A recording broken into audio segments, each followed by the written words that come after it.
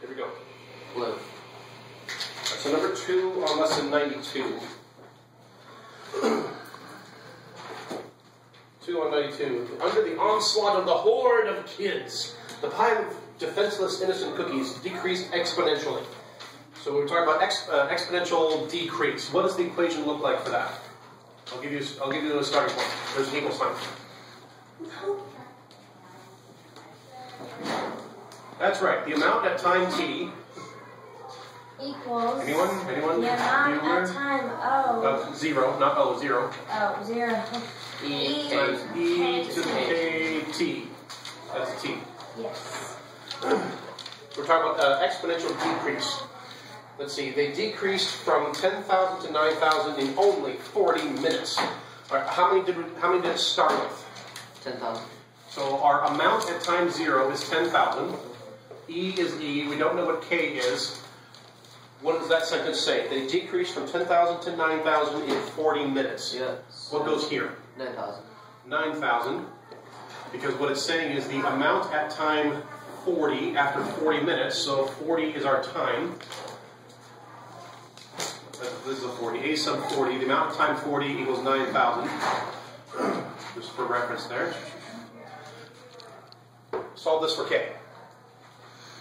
Solve it for K, okay? Okay. And if you speak Spanish, you're thinking, K?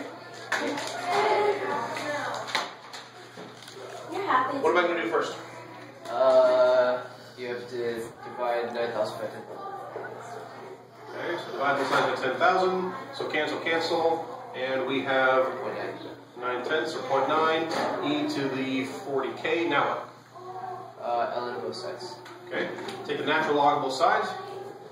ln, which means we've got the ln of 9/10 or the ln of 0.9. That comes out to negative 0.105. Which is negative 0.105. And I'm just going to write that. I'm going to leave the full decimal on my calculator screen though. And this here, we've got 40k times the ln of e. What's the ln of e? 1. So it's just 40k. So we just have 40k. So now what do we do? Solve for k? Yeah. Wait, the ln of e is Yes. 1? Okay. Yeah, because ln, natural logarithm, is log base e. Log base e of e. Anytime you have log base if it's the same and then it's just 1. Right? 1 is the power that you raise to get Is that clear? Yes. Clear as Okay. So we divide both sides by 40. Cancel, cancel, and we have k equals whatever that big long nasty decimal was divided by 40. Which rounded, oh my. Okay, so negative 0.00263, etc. Now this is going to be one of those times when we're dealing with a very small decimal here. Try to not round this. Feel free to, when you're writing your work on your paper, go ahead and you can round it to negative 0.0026 or maybe even 0.003, but do as best as you can keep a lot of digits of decimal precision on your calculator for doing the calculations. Because the more you round, the further off your answer is going to be. Which means that the more annoying it is for me when I'm grading your work to try to figure out whether you actually understood it and got it right. Okay, so now we've solved for k. Now it says write an exponential equation which expresses cookies as a function of time. So we're talking about the amount at time t. It's basically this equation except you put in your starting amount and the value of k. What's our starting amount? 10,000. 10,000, thank you. Times e to the k, which is, I'm going to go ahead and just round it that way, times t. So here's the equation that it's looking for. And then the question, honestly, if you have this, great. If not, whatever. In these problems, because the real question here is, what is the half-life of the pile of cookies? Do you know what? Part of the reason why I'm answering this question on video and taking this much time is because I don't recall the book going over what half-life is, what half-life means. Do you guys know what half-life means? Not the game. It's the rate of decay, isn't it?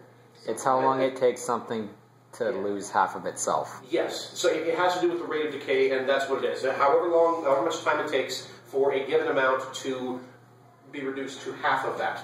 And so when you're talking about Half-Life, again, not the game, what you do is you take your equation, and the question is for, no, let's do this in front. The question is, if we start, we want to, and half-life is going to be, what sort of answer is it going to be? Measured in what? Or what type of unit? Time. Time. Because the question is, how long does it take for it to go to half? So we're going to be solving for t, and the question is, when we get half of the original amount, So 5,000. which would be 5,000. Now, what's my first step going to be? Divide both sides of this equation by 10,000.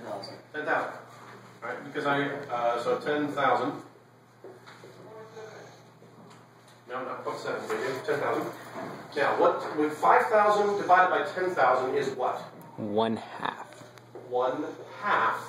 So any time in the future when you're looking for the half-life of something, you can leave off your A0, your A sub 0, your beginning amount, and just put 1/2 here, or 0.5, times e to the k t, and solve for t. We are looking to solve for t.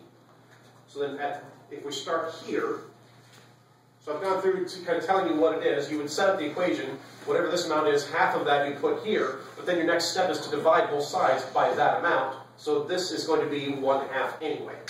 So now, at this point, we've got 1/2 equals e to the t, and so we ln both sides. We'll keep the pattern I have going here. We'll do equals, take natural log of both sides, so that we can take this and move it out in front. And we've got the ln of 0.5. Got that? The ln of 0.5 is negative 0.693 equals negative 0.0026 times t.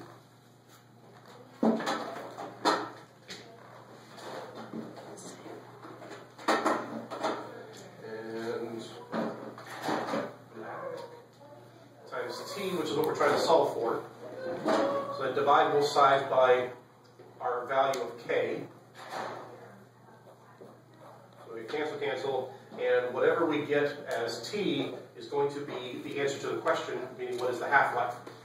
So the ln of 0.5, the negative 0.693, you divide that by, hopefully you still have this number on your screen somewhere.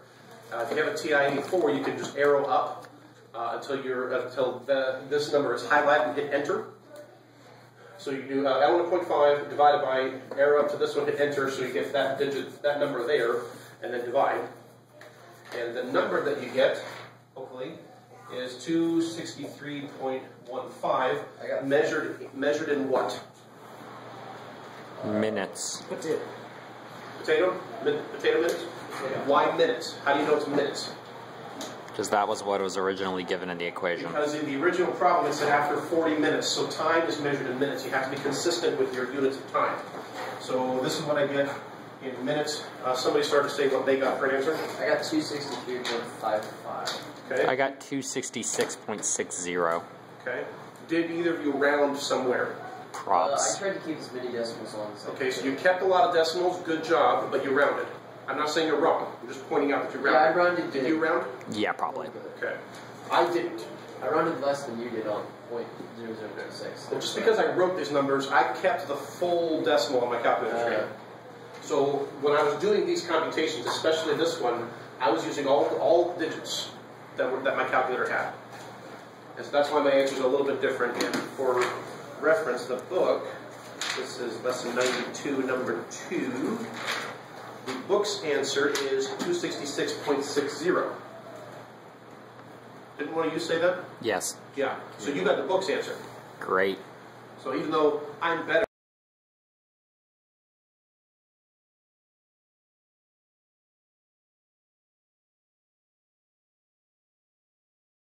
As long if you are reasonably close, and usually that's within a few percentage. And that is how to solve specifically number 2 on lesson 92, but Half-Life in general. Once you have, if you have your equation, and you at least need the value of k, and just make it 1/2 equals e to the kt and solve for t. And there you go.